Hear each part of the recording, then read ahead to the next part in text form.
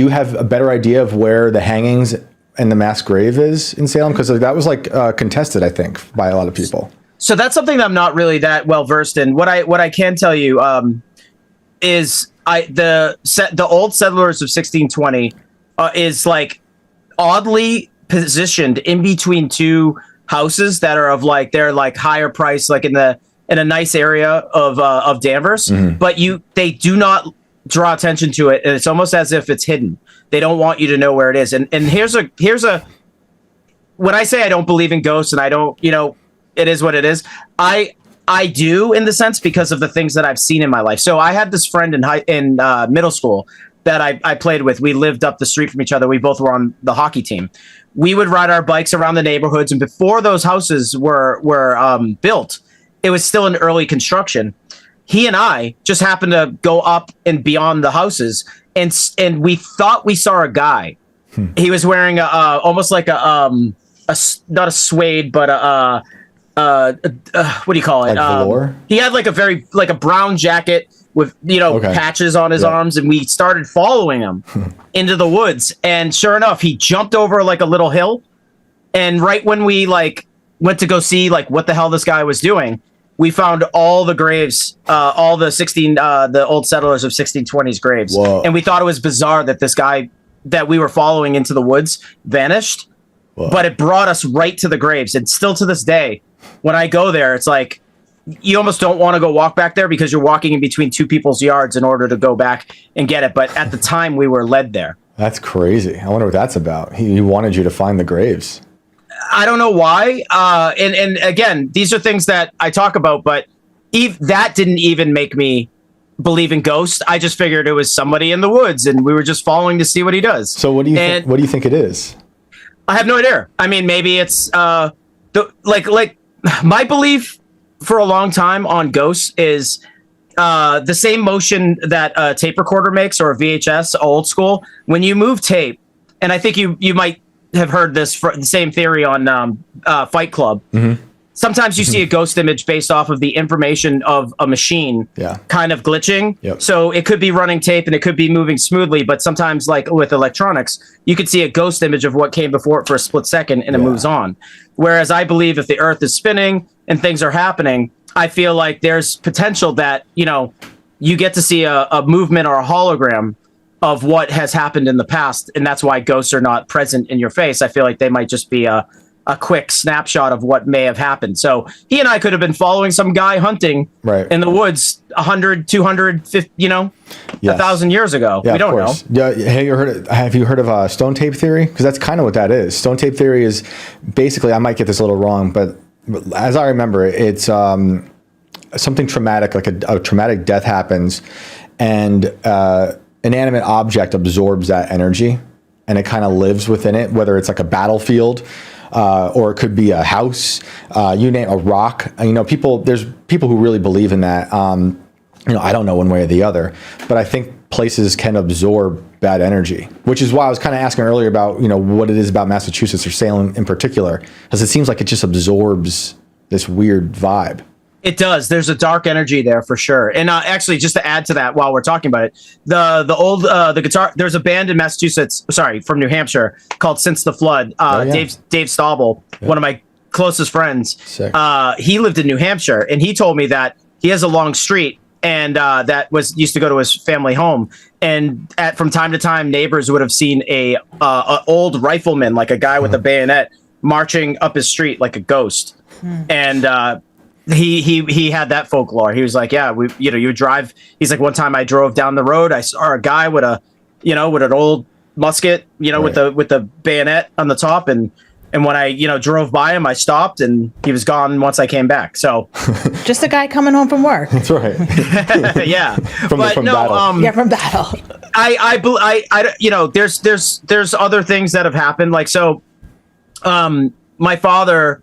We moved houses off Putnam Lane in Danvers, and we moved to Ipswich River, which is right on the line of Danvers and Middleton on Route 1. Mm-hmm. And basically, back in the old days, Indians used to, Native Americans or whatever you want to call them, to be politically correct, they used to kind of set up camp at the highest peak over a body of water. Now, the Ipswich River travel, you can go all the way through different towns, to and from the Ipswich River. So from what I understand, well, I never knew this until like I started researching it, but like we would have things happen in my house all the time where, there would be a lamp and you would just be like in your head, you would see the lamp start to slide off the table and you'd go to like run and catch it and it would be in the same spot of where it was.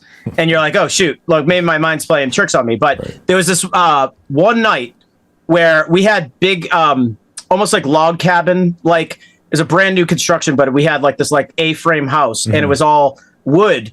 And I was doing my homework at a table, leaning against the couch on the floor, and my parents were sitting on the couch, and a black ribbon just like slowly like fell down from the sky. And when I say we had a brown carpet, it like basically like I tried to catch it like almost like 2 or 3 swipes before it hit the ground. And then when it hit the ground, I was like literally doing this, and my folks were like, Kenny, what was that? And I was like, I don't know, it's not here. And we turned on all the lights and we're searching around. It was just a black ribbon that fell from the top of my ceiling. And that's crazy. It was bizarre. That seems right. Like it came from Salem right into your home. Like the I actually think it's more Indian burial, kind of stuff. Cause you used to find old, like, little arrows and things made. Yeah. If you were to dig around the town, you would always find little artifacts from those from that period. Did growing up or even when you're older in that area, do you find people who come there and really want to be a part of that culture, like they're witches or something like that? No, all the let's say posers will move to Salem. They'll buy a stupid wand and they'll dress weird and they'll say they're witches and all that bullshit. But I think the true spirit of being from Danvers or Old Salem Village and witchcraft and all that stuff is more like it's growing up in that atmosphere and understanding what it's like. You just don't move somewhere and become something that you're not. Right. It's like anything else. It's culty. Right. Whereas the people that I knew and grew up with are really, really solid people. Right. But we believe, right? We believe in what our history. We hold our town very close to us. No matter where I am on the planet, Danvers is always home in my heart. Yeah. And I think a lot of people feel the same way. So all that, as I call it, the poser bullshit. Yep. If I could say that, yep. It's just there. Like people are just trying to make money off of it. When I don't know, the real truth is within the people that live in it. Yeah, and that kind of stuff waters down just how crazy the whole story was. The fact that so many people were murdered, hanged, or like you were saying, Giles was crushed, and the whole town was swept up in mayhem. And also, this is towards the end. For those who don't know, this wasn't like the beginning of witch trials. This was Europe had just experienced a long history of really doing some wild stuff. I can't remember the name of the book. It's like Malefice Macarum. Mm-hmm. I forget how it's said, but that was like a book written on how to find witches, hunt them down, and take them out. And then a lot of people left Europe to come here. Actually in West Virginia, where we are, up in the mountains, a lot of witches or witch-adjacent people. Maybe not so much posers like the ones moving to Salem now. But it's crazy because like the real story is really nuts. Yeah, again, this whole thing started here with a little bit of acid in the water. A woman who was a caretaker for some children talking about the dark arts, or whatever, spirits and this, that, and the other thing, and it became a thing. And I believe it was one of the Putnam girls who actually later on, way after this, after this happened and at the end of her life, totally wrote you should find it sometime and read it. It's a great letter that she wrote. It's just saying how sad she was that she was a part of it, and it was a big misunderstanding. It was her biggest regret. Actually, I think a few people did. I think one of the judges did as well. The one main judge never, and he died being like, I'm proud of what I've done. It's interesting, The saddest thing I think is one of my favorite spots in if you're gonna go and you're gonna see anything, I really do believe that you should go and see the Rebecca Nurse house. Rebecca Nurse was kind of a casualty as well towards this whole thing. And the sad part about her is that she had this like beautiful plot of land. She was nearing the end of her life and she had dementia and she couldn't talk. It was to the point where she couldn't even verbalize. So at first they took her to court and they, talked to her, and they tried their best with her, and they found her not guilty because there was no evidence. But once the girl started up again with her, at that point she was much further along, and she couldn't verbalize anything, so they just found her guilty. And if you're gonna go, you can actually see a house from that time period exactly the way it was left. You get to learn how to turn butter. Wow. You know what I mean? I think the lady sings a song when she teaches you how to make butter out of the old-fashioned way, and it's a super cool thing. But Rebecca Nurse is definitely one of the highlights of my hometown as far as like the Salem witch trial history. I mean, you get to see her homestead as it was left. The one thing that's shocking to me, and you might already know this, but I only found this out recently. I love The Crucible. I love the play. I remember reading it in high school and really loving it then. Movie's great. But Arthur Miller changed Abigail Williams' age.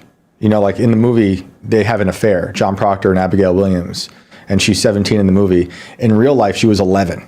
Yeah, that's what I'm saying. She's like a little kid. It's really, that part is like, oh, that's really disturbing. Well, I mean, unless if that shit was legal back then, who knows? Still, I think disturbing, but like, wow, they switched it up. And then speaking of Abigail Williams, another name of a metal band, I'm thinking about this a lot when it comes to you, like Unearth, As It Lay Dying. What do you think it is about death and metal? That's just like, it survives when you're decades. Surrounded it. But it's decades. It's not just Massachusetts. It's like, this goes back forever, and it doesn't go away, and it's always perfect. What is that relationship?